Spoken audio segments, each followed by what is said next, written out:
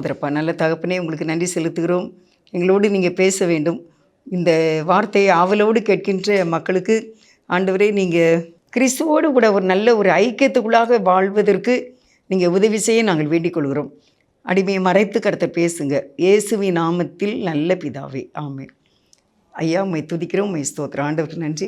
அவங்க அருமையான தேவனுடைய பிள்ளைகளாகிய உங்களுக்கு என்னுடைய அன்பான வாழ்த்துக்களை தெரிவிக்கிறேன். கர்த்தருக்கு ஸ்தோத்திரம். இன்றைக்கி நான் உங்களுக்கு என்ன வசனம் வார்த்தை கொடுக்க அப்படி இருக்கேன் அப்படின்னா, யாருடைய உள்ளத்திலும் நான் வீற்று இருக்க விரும்பவில்லை. எண்ணங்களினால் யாருடைய உள்ளத்திலும் இருக்க எனக்கு என்னல விரும்பவில்லை அப்படின்னு சொல்லி செய்திக்கு தலைப்பு கொடுக்க. பெரிய தலைப்பாக இருக்குது, ஆனால் இதை எடிட்டிங் பண்ணுறவங்க ஷார்ட்டாக உங்களுக்கு போட்டுருவாங்க.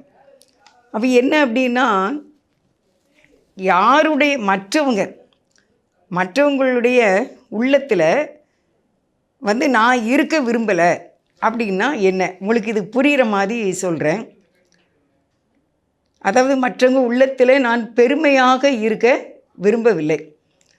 என்னை பற்றி, நம்மை பற்றி இன்னும் ஒருவர் இல்லை, யாருடைய இருதயத்திலும் ஒரு பெருமையாக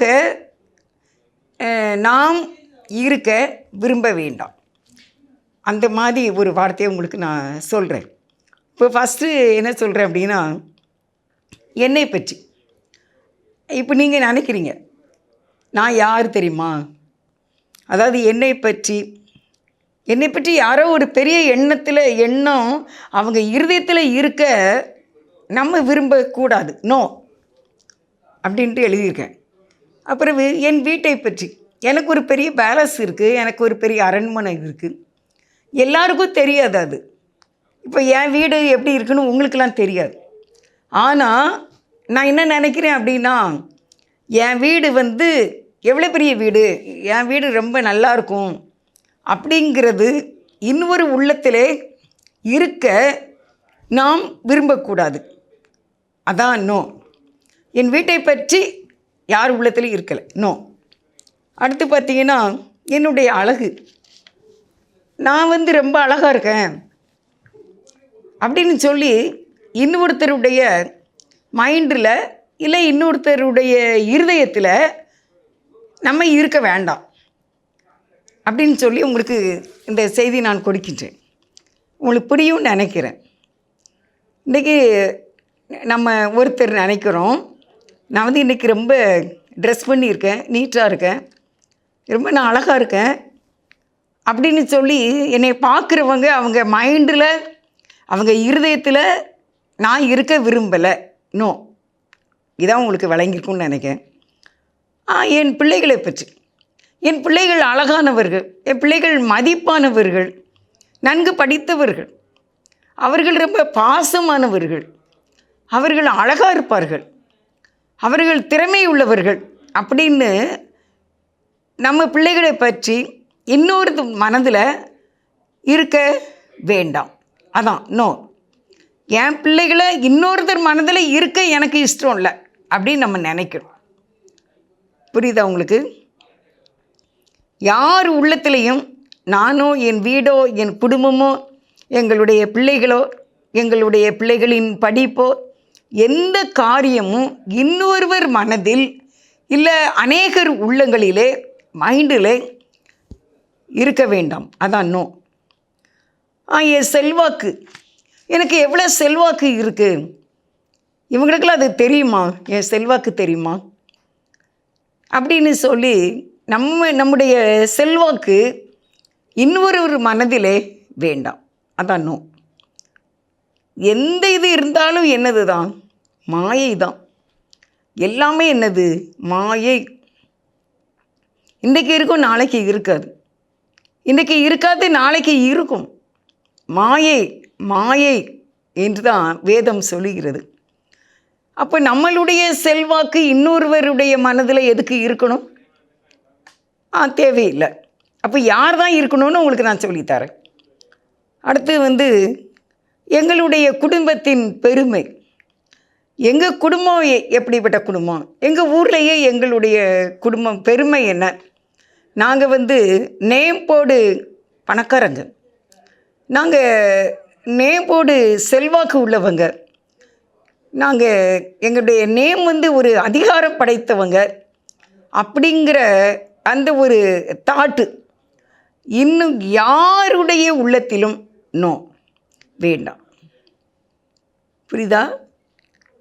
அடுத்து எங்களுடைய தொழில் இல்லை, எங்களுடைய பிஸ்னஸ் இல்லை, எங்களுடைய வேலைகள், எங்களுக்கு கடவுள் தந்திருக்கின்ற அதிகாரங்கள், எங்கள் வீட்டில் உள்ள ஐஸ்வர்யங்கள், இவை எதுவுமே யாருடைய உள்ளத்திலும் யாருடைய மனதிலும் நோ, வேண்டாம். அப்படியான ஒரு ஆசையை, நம்ம யார் உள்ளத்திலேயோ இருக்க வேண்டும் என்கிறதான ஒரு ஆசையை, ஒரு விருப்பத்தை நம்ம நினைக்கும்படியாக சாத்தான் நம்மை ஏவி விடுவான். அந்த எண்ணங்களை நமக்குள்ளே விதைப்பான். அருமையானவர்களே, அப்படி யார் உள்ளத்திலும் எங்களை பற்றி எதுவுமே இருக்க வேண்டாம் என நான் விரும்புகிறேன் என்று இன்று நீங்கள் அறிக்கை செய்ய வேண்டும். அந்த அறிக்கை செய்ய ஆண்டவர் நமக்கு உதவி செய்வார். எங்களுடைய டேலண்ட்டு, நாங்கள் ஒரு திறமையான ஒரு குடும்பம், நாங்கள் கல்வியிலே சிறந்தவர்கள், நாங்கள் அதிகம் கற்றவர்கள், எங்கள் குடும்பத்திலே கற்றவர்கள் தான் அதிகம் அப்படின்னு சொல்லி நம்மளுடைய அந்த டேலண்ட்டு இன்னொருத்தங்க உள்ளத்தில் இருக்க நோ, வேண்டாம், அது எனக்கு வேண்டாம். அப்போ இதெல்லாம் யார் செய்கிற வேலை அப்படின்னு பார்த்தீங்கன்னா, இந்த சாத்தானுடைய வேலை தான். இவன் நம்முடைய இருதயத்தை ஆக்கிரமித்து நமக்குள்ளே இருந்து இன்னொருவருக்குள்ளே நம்மளுடைய காரியங்களை அங்கே கொண்டு வைத்து அங்கே பூஜை பண்ணணும். நம்மளை அவங்க ரொம்ப நினைக்கணும், பெருமையாக நினைக்கணும். அப்படிங்கிற மாதிரி எண்ணங்களை கொண்டு வருவதற்கு இந்த சாத்தான் ஏவுகின்றான். நம்மை அவன் என்ன செய்கின்றான்? இந்த பிசாசு இன்னொருவருடைய, அது சிறியவங்களோ பெரியவங்களோ, அவங்க ஏழையோ பணக்காரங்களோ, அவங்க படித்தவங்களோ படிக்காதவங்களோ, ஆனால் அவங்க உள்ளத்தில் நம்முடைய பிஸ்னஸ்ஸு, நம்முடைய டேலண்ட்டு, நம்முடைய செல்வாக்கு, நம்முடைய அதிகாரம், நம்முடைய அழகு, நம்முடைய பேலன்ஸு, இது எல்லாவற்றையும் அங்கே வைத்து அவங்க பூஜை பண்ண வேண்டுங்கிற மாதிரி இவன் நமக்குள்ளே ஒரு எண்ணத்தை கொண்டு வந்து அதற்கு நம்மை அடிமையாக்கி அந்த சிந்தனைக்குள்ளே விழ பார்க்கின்ற. இது நோ, இது எனக்கு இல்லை, இது எனக்கு வேண்டாம், இது எனக்கு வேண்டாம் அப்படிங்கிற ஒரு தாட்டு நமக்கு வரணும். எனக்கு இருக்கிற வேலைக்காரங்க, எனக்கு நிறையா வேலைக்காரங்க இருக்காங்க. எங்கள் வேலைக்காரங்கெல்லாம் ரொம்ப திறமை உள்ளவங்க அப்படிங்கிற ஒரு எண்ணங்கள். நிறைய வேலைக்காரங்க இருக்காங்க. எங்கள் வேலைக்காரங்கெல்லாம் யூனிஃபார்ம் போட்டிருப்பாங்க, ஐடென்டி கார்டு போட்டிருப்பாங்க. இப்படியான ஒரு பெருமையான எண்ணங்கள் இன்னொருவர், அது யாராவும் இருக்கட்டும், இந்த ஊர் இல்லை, இந்த மாநிலம் இல்லை, இந்த மாவட்டம் எங்கேயோ இருக்க நாம் விரும்பக்கூடாது. அதுக்கு தான் நான் நோ சொல்கிறேன். இல்லை, அது எனக்கு வேண்டாம். வாகனங்கள், எங்களுக்கு நிறைய வாகனங்கள், எனக்குலாம் காரு பேர்லாம் தெரியாது. ஏன்னா எனக்கும் காரு கிடையாது, நான் ஆட்டோவில் தான் வந்துக்கிட்டு இருக்கேன். எனக்குலாம் அதெல்லாம் மேட்ருலாம் இல்லை. ஒரு செகண்டில் கொண்டு, ஒரு கொஞ்ச நேரத்தில் கொண்டு ஆட்டோக்காரர் விட்டுருவார். அவருக்கு நான் ஏறுற இடமும் தெரியும், நான் இறங்குற இடமும் அவருக்கு தெரியும். நான் நடுவில் எதுவுமே பேச வேண்டாம். நான் ஆட்டோவில் வரும்போது ஏசப்பாட்ட சொல்லிக்கிட்டு நான் ப்ரேயர் பண்ணிட்டு வருவேன். ஆண்டவரே, இன்றைக்கி நான் வந்து உங்களுடைய வார்த்தையை சொல்ல போகிறேன். நான் சில வருடங்களுக்கு முன்பாக 2020 நான் கொஞ்சம் சுகவீனமாக இருந்தேன். அப்போ நம்ம திருப்பின்னு உயிர் வாழ்வோமா அப்படின்ட்டு எனக்குள்ளே ஒரு எண்ணம் உருவாகி இருந்துச்சு. அது நிமித்தமாக நான் ரொம்ப பயந்துருந்தேன். அப்போ தேவன் எனக்கு வார்த்தை கொடுத்தார். 18வது சங்கீதம். அதில் கொடுத்த கர்த்தருடைய வார்த்தை என்ன அப்படின்னா, அதை நான் உங்களுக்கு வாசித்து காட்டுறேன். 118வது சங்கீதம் 118, 16, 17. கர்த்தரின் வலதுகரம் உயர்ந்திருக்கிறது, கர்த்தரின் வலதுகரம் பராக்கிரமம் செய்யும். நான் சாவாமல் பிழைத்திருந்து கர்த்தருடைய செய்கைகளை விவரிப்பேன் அப்படின்ட்டு கர்த்தர் எனக்கு வாக்கு கொடுத்தார். நான் சாவாமல் பிழைத்திருந்து கர்த்தருடைய செய்கைகளை விவரிப்பேன். அதற்காக தான் நான் அந்த இடத்துல இன்றைக்கி உட்கார்ந்துருக்கேன். கர்த்தர் என்னை அதற்காக தான் அழைத்தார். அவருடைய செய்கைகளை நான் விவரிக்கும்படிக்கு அவர் என்னை அழைத்தார். என்னை இப்படி சொல்ல வச்சிருக்காரு. அவர்தான், தேவன்தான் ஒவ்வொருவருடைய இருதயத்திலும் இருக்க வேண்டும். என்னிடம் உள்ள எல்லாமே, அதாவது உங்களையும் சேர்த்து சொல்கிறேன், என்னைய தனிப்பட்டதை நான் சொல்லலை இந்த செய்தியில். நீங்கள் எல்லாருமே இந்த வார்த்தை கேட்கின்ற ஒவ்வொருவருக்குரிய எல்லாமே பரலோகத்தின் ஆதரவில் இருக்க வேண்டும். உங்களுடைய வாகனங்களுக்கு பாதுகாப்பு பரலோகத்தின் ஆதரவு. உங்கள் பிள்ளைகளினுடைய அழகு, அறிவு, செல்வாக்கு, நம்முடைய பிள்ளைகளை கர்த்தர் ஆசீர்வதித்திருக்கிறார். அதனுடைய ஆளுகை பரலோகத்தில் இருக்க வேண்டும். நான் என்ன சொன்னேன்? நம்மளுடைய எதுவுமே யாருடைய மனதிலும் இருக்க வேண்டாம். அப்போ எங்கே இருக்கணும் அப்படின்னா, பரலோகத்தின் ஆதரவில், பாதுகாப்பில் நம்ம இருக்கணும். என் பெயர் நான் ஒரு நேப்போடு வசதியில் உள்ளவன் அல்ல, அப்படி இல்லை. பரலோகத்தில் எனது பெயர் இருக்க வேண்டும். என்னுடைய புகழ் என்ன அப்படின்னா, உங்களை எல்லாரையும் சேர்த்தே சொல்கிறேன். நான் என்னன்னு நீங்கள் நினைக்காதீங்க. நம்ம எல்லாரும் இந்த செய்தி நீங்கள் கேட்கும்போது நீங்கள் நான் அப்படின்னு வச்சுக்கோங்க. அப்போ நான் என்னுடைய எல்லா புகழ் எல்லாமே பரலோகத்தில் இருந்து தான் எனக்கு கொடுக்கப்படுகின்றது. நான் ஏசப்பா தான் சொல்கிறாங்க. பிலாத்திட்டு சொல்லும்போது பிலாத்து என்ன சொன்னார் அப்படின்னா, இயேசுவை பார்த்து ஏசப்பா பார்த்து சொன்னான், உன்னை என்ன செய்யனாலும் எனக்கு என்ன இருக்குது? அதிகாரம் இருக்குது. உன்னை விடுதலையாக்குனாலும் எனக்கு முடியும், உன்னை சிலுவைக்கு ஒப்பு கொடுக்கனாலும் என்னையால் முடியும், உன்னை கொலைக்கு ஒப்பு கொடுக்கனாலும் என்னையால் முடியும், உன்னையை விடுவிக்கனாலும் என்னால் முடியும், எனக்கு அந்த அதிகாரம் இருக்குது அப்படின்னு சொல்லி பிலாத்து அரசன் சொன்னார். அதுக்கு ஏசப்பா என்ன சொன்னாங்க தெரியுமா? பரலோக ராஜ்யத்தில் இருந்து ஒருவனுக்கு ஒரு அதிகாரம் கொடுக்கப்பட்டால் ஒழிய ஒருவனும் ஒன்றையும் பெற்றுக்கொள்ள முடியாது. ஆண்டவராக பார்த்து கொடுத்தாராம். அதுதான் ஆசீர்வாதம். அப்போ நம்மளுடைய எல்லாமே பரலோக ராஜ்யத்தில் அங்கே உள்ள கெஜெட்டில் இருக்கணும், அங்கே உள்ள சிஸ்டத்தில் தான் நம்ம இருக்கணும். அதுதான் நமக்கு விருப்பம். இங்கே யாருடைய உள்ளங்களிலும் நாங்கள் இருக்க விரும்பவில்லை என்றால் நம்மளுடைய குடும்ப வாழ்க்கை மிகவும் சமாதானமாக, ஆறுதலாக, நல்ல ஒரு நம்பிக்கையாக, விடுதலையாக, மகிழ்ச்சியாக இந்த வாழ்க்கை பயணம் வெற்றிகரமான நடைபோடும் என்று நான் உங்களுக்கு ஏசப்பா கிருபையினால் சொல்லிக்கிட்டு இருக்கேன். என்னுடைய பாவ கணக்கு இந்த பூமியில் அழிக்கப்பட்டு நான் செய்கின்ற புண்ணிய கணக்கு, நான் செய்கின்ற ஜபங்கள், அதை உங்களை தான் நான் சொல்கிறேன். உங்களுடைய ஜபங்கள், உங்கள் எல்லாருடைய தான தர்மங்கள், நீங்கள் கர்த்தருக்காண்டி கொடுக்குற காணிக்கைகள், நீங்கள் கர்த்தருக்காக இருக்கிற உபவாசங்கள், ஜபங்கள் எல்லாமே பரலோக ராஜ்யத்தின் கணக்கில் இருக்க வேண்டும் ஒழிய வேறு யாருடைய மனதிலேயோ அவங்களுடைய எந்த காரியத்திலேயும் நான் இருக்க விரும்பவில்லை என்று நீங்கள் சொல்ல வேண்டும். அப்படி இருக்க வைக்கணும். இந்த பூமியுள்ள மக்களை வைத்து, மக்களுக்குள்ளே உங்களை கொண்டு வைத்து நீங்கள் புகழை தேடு, அதிலே மயங்கி நீங்கள் வீழ்ச்சி அடைய வேண்டும் என்பதுதான் இந்த சாத்தானுடைய தந்திரம். அவன்தான் நம்முடைய இருதயத்தில் இருந்து ஆள வேண்டும் என்று நினைக்கின்றான்.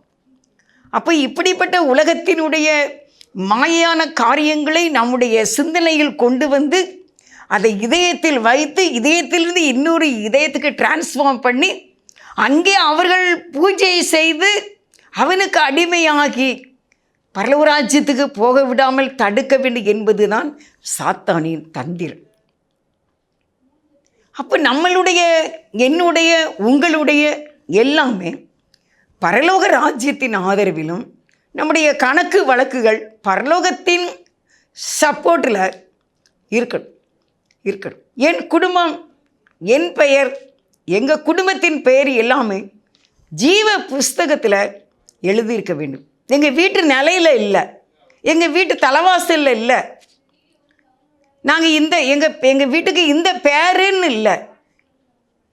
எங்கள் வீடு, எங்கள் குடும்பத்தில் நாங்கள் இருக்கிற எங்கள் எல்லாரும் பெயரும் ஜீவ புஸ்தகத்தில் எழுதப்பட்டு இருக்க வேண்டும்.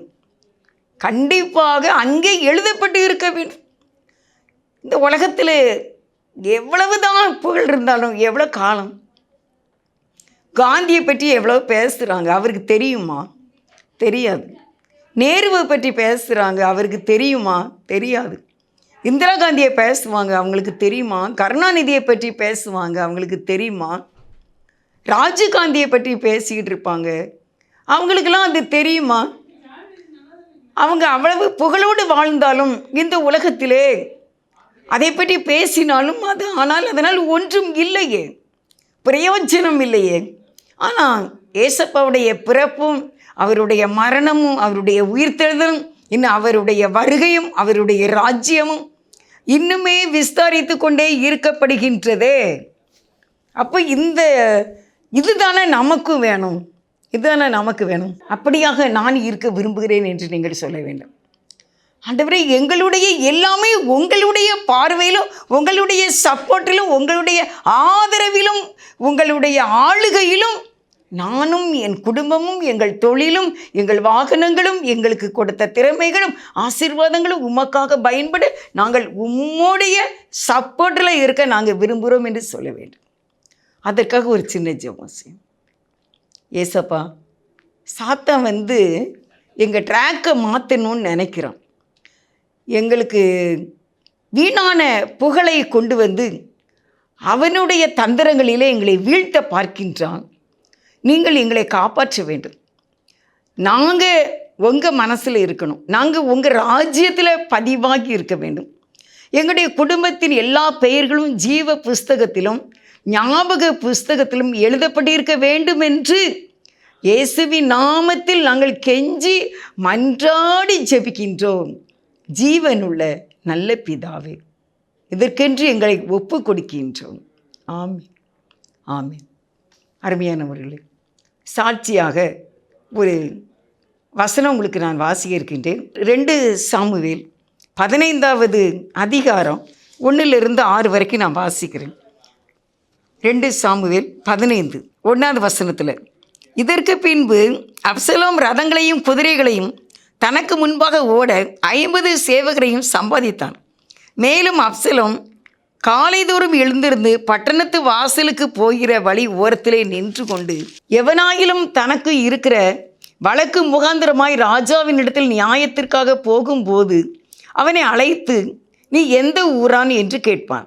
அவன் உமது அடியான் இஸ்ரவேல் கோத்திரங்களில் ஒன்றுக்கடுத்த இன்ன ஊரான் என்றால், அப்பொழுது அப்சலோம் அவனை நோக்கி, இதோ உன் காரியம் நேர்மையும் நீதியுமாய் இருக்கிறது, ஆனாலும் ராஜாவினிடத்திலே உன் காரியத்தை விசாரிப்பார் ஒருவரும் இல்லை என்பான்.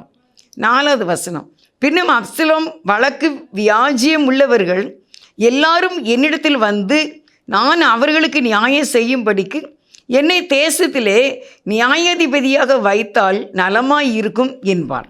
5வது வசனம், எவனாயிலும் ஒருவன் அவனை வணங்க வரும்போது அவன் தன் கையை நீட்டி அவனை தழுவி அவனை முத்தம் செய்வான்.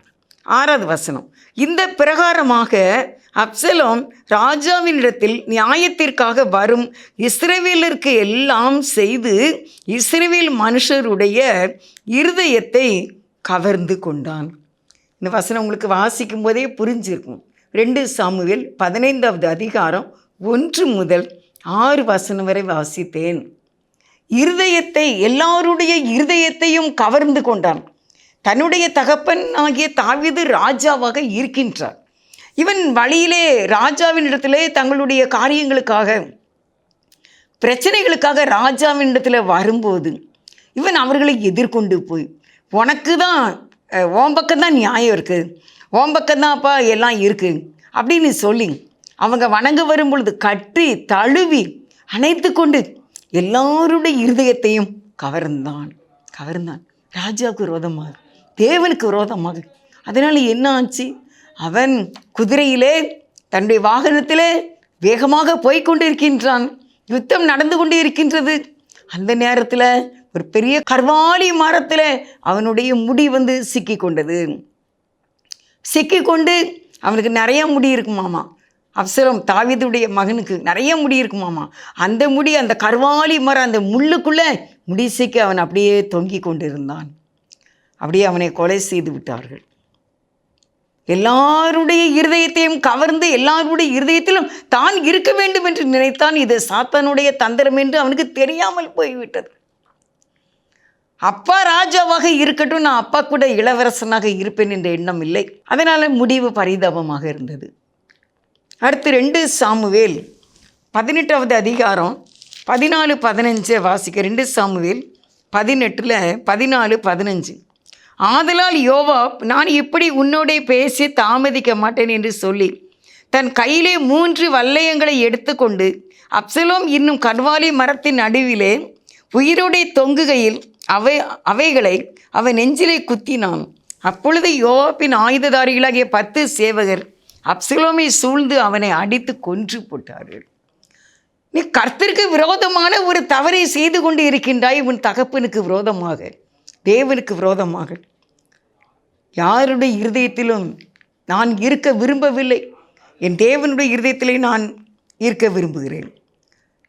எங்கள் சர்ச்சில் ஒரு நாள் எங்கள் ஐயரம்மா செய்தி கொடுத்தாங்க. தூத்துக்குடியில் சென்ட் பீட்டர் சர்ச்சில் என்ன செய்தி கொடுத்தாங்க அப்படின்னா, அவங்க அம்மா சொல்வாங்களாம், உபாகமம் 28வது அதிகாரம் ஆசீர்வாதத்தையும் படி, சாபங்களையும் படித்து பாருன்னு சொல்லுவாங்களாம். நம்ம உபாகமம் 28 அதிகாரம் 1-14 வரைக்கும் ஆசீர்வாதம் இருக்குது. அதுக்கு பிறகு பார்த்திங்கன்னா நிறைய சாபங்கள் இருக்குது. அப்போ எதனால் நீ சாபத்தை நீ படித்தாதான் இந்த சாபம் நமக்கு வரக்கூடாது அப்படின்னு சொல்லி நீ எச்சரிக்கையாக நீ இருப்பாய் என்று சொல்லி அவங்க பெண்கள் கூட்டத்திலே ஒரு நாள் பேசினார்கள். எனக்கு ரொம்ப அட்டாச்சாக இருந்தது. நான் சாபத்தை நம்ம வாசிக்க மாட்டோம். நம்ம வாசிக்கிற பகுதியாக இருந்தால் கூட 28:1-14 நல்லா இன்ட்ரெஸ்டாக வாசிப்போம். ஆனால் அதுக்கு பிறகு வருகிற வசனங்களை வேகமாக வாசித்து விடுவோம். ஏனென்றால் வானம் வெண்கலமாக இருக்கும். எப்போ வேண்டாம், நீ சொறி சிறங்கினாலும், நீ காய்ச்சலினாலும், மூளை ஈழை வியாதினாலும் அப்படின்னா சொல்லியிருக்கு சாபம். ஆனால் அவங்க என்ன சொல்கிறாங்க அப்படின்னா, அதை வாசித்து பார்த்தால்தான் திருப்பி நீ தவறு செய்ய மாட்டாய் தேவனுக்கு விரோதமாக என்று சொன்னார்கள். சாபம் என்பது தெரிந்தால்தான் நீ ஆசீர்வாதத்துக்கு உட்பட்டு வாழணும் என்ற எண்ணம் இருக்கும். சாபத்தை குறித்து உனக்கு ஒரு பயம் இருக்கும் அப்படின்னு சொல்லி. இப்போ உன்னத பாட்டு 8வது அதிகாரத்தில் 6வது வசனத்தை உங்களுக்கு வாசிக்கிறேன். உன்னத பாட்டு 8வது அதிகாரம் 6வது வசனம் என்ன சொல்லுது அப்படின்னா, அது நமக்கு ரொம்ப நல்லா பிடிச்ச ஒரு வசனம் தான். நீர் என்னை உமது இருதயத்தின் மேல் முத்திரையை போலவும் உமது புயத்தின் மேல் முத்திரையை போலவும் வைத்துக்கொள்ளும். நேசம் மரணத்தை போல் வலிது, நேச வைராக்கிய பாதாளத்தை போல் கொடியதாக இருக்கிறது. அதன் தழல் அக்கினியும் தழலும், அதன் ஜுவாலை கடும் ஜுவாலையுமாய் இருக்கிறது. நீர் என்னை உமது இருதயத்தின் மேல் முத்திரையை போலவும் உமது புயத்தின் முத்திரையை போலவும் வைத்து கொள்ளும். என்னமான ஒரு ஜெபம்! அல்லேலூயா, அல்லேலூயா. எப்படியான ஜெபம்! அப்பா அப்பா உங்கள் இருதயத்தில் இனி முத்திரையாக வச்சுக்கோங்க. அப்போ நான் எந்த மனுஷன் இருதயத்துக்குமே எனக்கு வேண்டாமே, எனக்கு தேவையில்லை. நான் உங்கள் இருதயத்தில் முத்திரையாக இருக்க விரும்புகிறேன் என்று சொல்லி அந்த அன்புக்கு தன்னை அடிமையாக இந்த உன்னத பாட்டிலே இந்த வசனம் எழுதப்பட்டு இருக்கின்றது. நான் தேவனுடைய இருதயத்திலே முத்திரையாக, சீலாக, நான் என் தேவனுக்கு மட்டும்தான் என்று இருக்க வேண்டும் என்ற அந்த சிந்தனையின் வார்த்தை தான் இந்த வசனம். உம்முடைய புயத்தின் மேல் என்னதான், உமது புயத்தின் மேல் முத்திரையை போல வைத்துக்கொள்ளும். அப்படின்னா என்ன? பெரிய சப் இன்ஸ்பெக்டர் பெரிய அதிகாரிகள் நிறைய ஸ்டார் வச்சுருப்பாங்க. அவங்க எத்தனை ஸ்டார் வச்சுருக்காங்க, அவங்க மேலே எத்தனை விதமான அடையாளங்கள், ஐடென்டி கார்டு இருக்குது, அதை பார்த்த உடனே அவங்க இந்த விதமான போஸ்ட்டில் இருக்காங்க, இந்த விதமான பதவியில் இருக்காங்க அப்படின்னு நம்ம அவங்கள கண்டுபிடிச்சிக்கிடலாம். அது எங்கே இருக்கும்? புயத்தில் இருக்கும், இந்த சோல்ஜரில். இந்த மார்பிலே அவர்கள் அந்த அடையாளங்களை வைத்திருப்பார்கள். அப்பொழுது அவர்களுடைய பதவியின் தராதரம் என்னவென்று தெரியும். இந்த உன்னத பாட்டிலே இப்படி எழுதப்பட்டிருக்கிறது, ஆண்டவரே நான் உமது இருதயத்தில் முத்திரையை போல நான் இருக்கணும். அப்படின்னா நம்முடைய ஜீவியம் எவ்வளவு பரிசுத்தமாக இருக்க வேண்டும். இந்த உலகத்தில் உள்ள எந்த பற்றுக்கும் அங்கே இடம் கிடையாது. நான் தேவனுடைய இருதயத்திலே முத்திரையை போல இருக்க விரும்புகிறேன். விரும்புங்கள். அல்லேலூயா. நான் அவருடைய புயத்தின் மேல் என்ன செய்யணும்? ஒரு முத்திரையை போல நம்ம இருக்கணுமா? ஏசப்பா புயத்தில் இது என் பிள்ளை, என் பிள்ளையினுடைய காரியம் என்ன? என் பிள்ளை என் மேலே பாசமாக இருக்குது, என் பிள்ளைய நான் என் தோளில் வச்சுருக்கேன் அப்படின்னு நீங்கள் சொல்லுங்கன்னு சொல்லி இந்த உன்னத பாட்டிலே ஒரு விண்ணப்பம் ஏறெடுக்கப்படுகின்றது. அருமையானவர்களே, தேவனுடைய சமூகத்திலே நம்மை தாழ்த்த வேண்டும். அப்பா நான் உங்கள் இருதயத்தில் முத்திரையை போல இருக்க விரும்புகிறேன்ப்பா. இன்றைக்கி கூட எங்கள் வீட்டில் ஆர்ஓ மிஷின் அட்டைப்பெட்டியோடு இருந்துச்சு.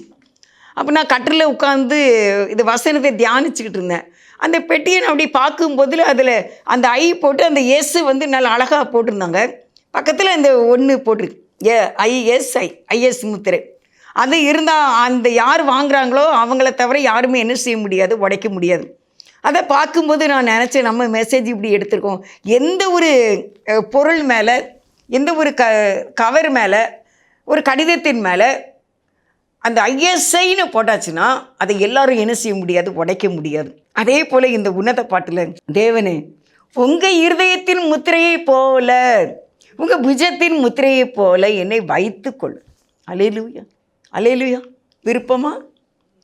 இல்லை மற்ற எல்லாருடைய உள்ளங்களிலும் நீங்கள் இருக்க விரும்புகிறீர்களா? சிலருக்கு என்ன அப்படின்னா, இயற்கையிலே அந்த மாதிரி எண்ணங்கள் இருக்காது. ஆனால் சிலருக்கு இதுதான் பெரிய சோதனை. இது சாத்தானுடைய தந்திரம். அவன் அப்படியே நம்முடைய இருதயத்தையும் ஆண்டு கொண்டு, அவங்களுடைய இருதயத்துக்குள்ளே அங்கேயே ஆண்டு கொண்டு இவ்விதமாக ஜனங்களை அழித்து பரலோக ராஜ்யத்தின் மேன்மையை நம்முடைய கண்கள் காணக்கூடாதபடிக்கு இந்த பூமிக்குரிய காரியத்திலே நம்மளை அள்ள வைத்து அவன் கேவலப்படுத்தி நிம்மதியற்றவர்களாக ஆக்கி சிறு காரியத்துக்கு கூட கண்ணீர் வடித்து நொந்து போகக்கூடிய அளவுக்கு கொண்டு போய் விடுவான். அதெல்லாம் நம்ம விருப்பம். நான் தேவனுடைய இருதயத்தில் இருக்க வேண்டும், நான் தேவனை பிடிக்க வேண்டும், என் தேவனோடு நான் வாழ வேண்டும், என் தேவனுக்காய் நான் ஜீவிக்க வேண்டும். தேவன் தான் எனக்கு, இந்த உலகத்தில் வேறு எதுவுமே இல்லை. தேவன் என்னிலே, நான் தேவனிலே வாழ வேண்டும். என் இதயத்திலே இறைவன் இருக்க வேண்டும், இறைவனோடு இருதயத்திலே அவரோடு கூட நான் இருக்க வேண்டும். நாங்கள் இப்படி இருக்க வேண்டும். என்னுடைய ஐக்கியம் கிறிஸ்துவோடும் பிதாவோடும் பரிசுத்த ஆவியோடும் இருக்க வேண்டும் என்று வாழ வேண்டும். அந்த வாழ்க்கை நிரந்தரமானது. அதுதான் ஆசீர்வாதம். அரியணையில் வீற்றிருப்பவரே உமக்கே ஆராதனை, ஆட்டுக்குட்டியானவரே உமக்கே ஆராதனை. அரியணையில் வீற்றிருப்பவரே உமக்கே ஆராதனை, ஆட்டுக்குட்டியானவரே உமக்கே ஆராதனை. அடைக்கலமானவரே படைகளின் ஆண்டவரே, அடைக்கலமானவரே படைகளின் ஆண்டவரே, இடுக்கண் வேளையிலே ஏற்ற துணை நீரே, இடுக்கண் வேளையிலே ஏற்ற துணை நீரே. ஆராதனை உமக்கே, ஆராதனை உமக்கே, ஆராதனை உமக்கே, ஆராதனை உமக்கே. தேவனுக்கே ஆராதனை. ஆண்டவரே உமக்கே ஆராதனை. இந்த வார்த்தையை கேட்கின்ற ஒவ்வொரு பிள்ளைகளையும் கர்த்தாவே உம்முடைய கரத்தினால் தொட்டு அவர்களை ஆசீர்வதித்து சமாதானம் கொடுத்து ஜீவன் சுகம் பலன் தீர்க்காயுசு கொடுத்து பரிசுத்த வாழ்க்கை தந்து தம்மோடு ஐக்கியப்பட்டு ஜீவிக்க உதவி செய்ய வேண்டும் என்று இயேசுவின் நாமத்தில் மிகுந்த மனத்தாழ்மையோடு வேண்டிக் கொள்கின்றேன். ஜீவனுள்ள நல்ல பிதாவே, ஆமென். God bless you.